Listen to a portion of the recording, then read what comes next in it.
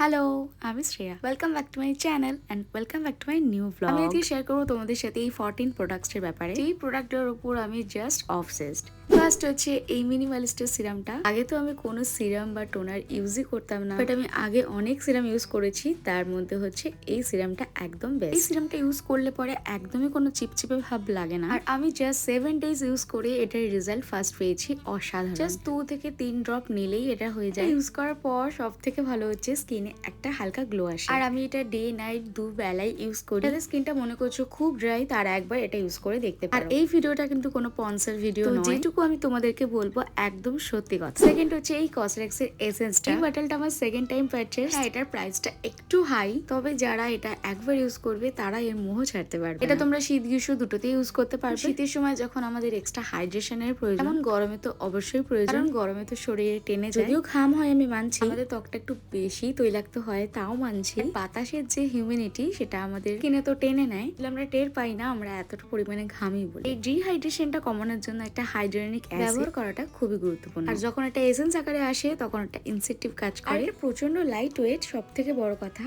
আর প্রচন্ড তাড়াতাড়ি অ্যাবজর্ব করে। তাই যারা এখন এটা ইউজ করনি, একবার একটু খরচা করে ইউজ করে দেখতে পারো। দেন আসি এই কসরেক্স এর ক্রিম। কসরেক্স এর এসেন্সটা মাখার পরে এই ক্রিমটা যদি তুমি ইউজ না করো তাহলে কিন্তু তুমি কোনো রেজাল্ট পাবে না। তাই একটা প্রোডাক্ট কিনলে হবে না, কিনলে পরে একসাথে দুটো প্রোডাক্ট কিনো। এটাও প্রচন্ড লাইট ওয়েট আর একদমই কোনো চিপচিপে ভাব নেই, দেখতেই পাচ্ছ। আর আমি তো রিসেন্টলি ঘুরতে গেছিলাম, দেখেছো, ওখান থেকে আসার পথে তো আমার স্কিনটা কিরম একটা হয়ে গেছিল, এক কথায় পুড়ে গেছিল। তো আমি তো ভেবেই পারছিলাম না কেন আমার স্কিনটা এরকম হলো। বাট আমি তো ওখানে সেরকম ভাবে কোনো স্কিন কেয়ারই করিনি। বাট আমি যখন বাড়ি এসে এইগুলোকে আমি আবার ইউজ করতে শুরু করি, আমার স্কিনটা আমি আবার আগের মতন দেখতে পাই। তোমরা যদি কেউ ইউজ করে থাকো তো আমাকে কমেন্ট করে জানিও। নেক্সট আসি এই সানস্ক্রিনটার ব্যাপারে। আমি জানো তো আগে কোনো সানস্ক্রিন ইউজ করতাম না, শখ করে কিনতাম কিন্তু ফেলে রাখতাম, একদম ইউজ করতাম। এবার বলি কেন ইউজ করতাম না, ওই যে হোয়াইট কাস্ট, আর বাইরে বেরোলেই তো একটু রোদের তাপ লাগলেই গলে গলে মুখ থেকে পড়ছে। তারপর আমি যখন এই উইশ কেয়ারের রিভিউ গুলো তখন জাস্ট অর্ডার করে দিই আর এটার প্রেমে পড়েছি।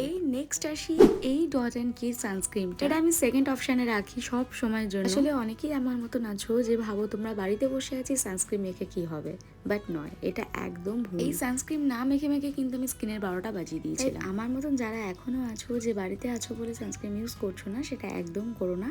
আমি এটা বাড়িতে ইউজ করি আর বাইরে গেলেও করি, বাট এটার ফিনিশিং টাচ আপটা কি বলবো, অসাধারণ। এটা ইউজ করার সময় মনেই হবে না তুমি যে কোনো কিছু ক্রিম বা কিছু একটা ইউজ করেছো। এমনকি তুমি স্কিনের মধ্যেও বুঝতে পারবে না যে তুমি কিছু একটা লাগিয়েছো, তবে তুমি হাত দিলে কিছু একটা ফিল করবে যে হ্যাঁ কিছু একটা তুমি মুখের মধ্যে লাগিয়েছো। আর যারা এখনো সানস্ক্রিন ইউজ করো না, কালকে থেকেই তোমরা সানস্ক্রিন ইউজ করা শুরু করো। তারপর এসে আমাকে কমেন্ট করে যেও হ্যাঁ তোমরা স্কিনে কতটা উপকার পেয়েছো। নেক্সট আসি এবারে পন্সের এই জেলটার ব্যাপারে। আমি যা বলবো, যতটা বলবো একদমই বলবো কম বলা হবে।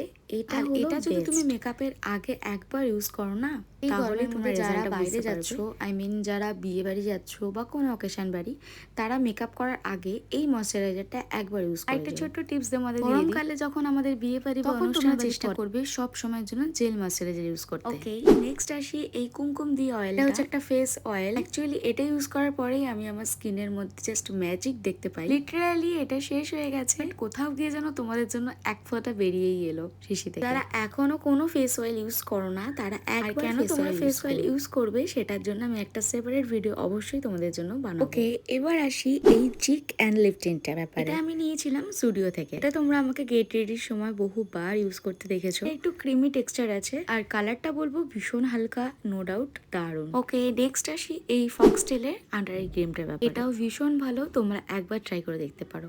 ওকে, নেক্সট আসি এই মিনি পারফিউমটা। আমার একদমই শেষ হয়ে গেছে, বাট তোমাদের জন্য আমি রেখে দিয়েছিলাম যাতে আমি শেয়ার করতে পারি। আর এটা আমি অনলাইন থেকে পারচেস করেছি, একটা কোনো অ্যাপস থেকে। সেই অ্যাপসটার নামটা আমি এই মুহূর্তে মনে করতে পারছি না, তোমরা কমেন্ট করো আমি বলে দেবো। ওকে, নেক্সট বলি এই মিডনাইট কাজলটার ব্যাপারে। তোমরা যদি একটা ভালো কাজল খুঁজছো তো এটা একবার ইউজ করে দেখতে পারো। ওকে, নেক্সট হচ্ছে এই সুগারের লিপস্টিকটা। এই কালারটা কিন্তু ভীষণ মিষ্টি, ইভেন আমি এখনো এই লিপস্টিকটা ইউজ করে আছি। তারা একটা নিউড কালার খুঁজছো, খুব ভালো, এটা একবার ইউজ করতে পারো। ওকে, নেক্সট আসি এই লিপ কালারটা। এটা হচ্ছে জুডিও থেকে নিয়েছি। এটাও একটা নিউড কালার কিন্তু ভীষণ মিষ্টি। যারা নিউড কালার পছন্দ করো আমার মতো, আশা করছি তোমাদেরও পছন্দ হবে। এই লিপ কালারটার সাথে তুমি যদি একটা হালকা কালারের লিপ লাইনার ইউজ করো, কালারটা তো ভীষণ মিষ্টি লাগে। যারা নিউড কালার পছন্দ করো তারা ডেফিনেটলি নিতে পারো। ওকে, নেক্সট আসি এই নাইকার আইশ্যাডো প্যালেটটা। এখানে প্রত্যেকটা কালার কিন্তু ভীষণ পিগমেন্টেড, জাস্ট অল্প একটু নিলেই প্রচন্ড কালার হয়ে যায়। যারা ইউজ করেছো তারা তো অবশ্যই জানো। আর কোথাও চট করে বেরোনোর জন্য একদম শর্ট কাটে একটা আই মেকআপের জন্য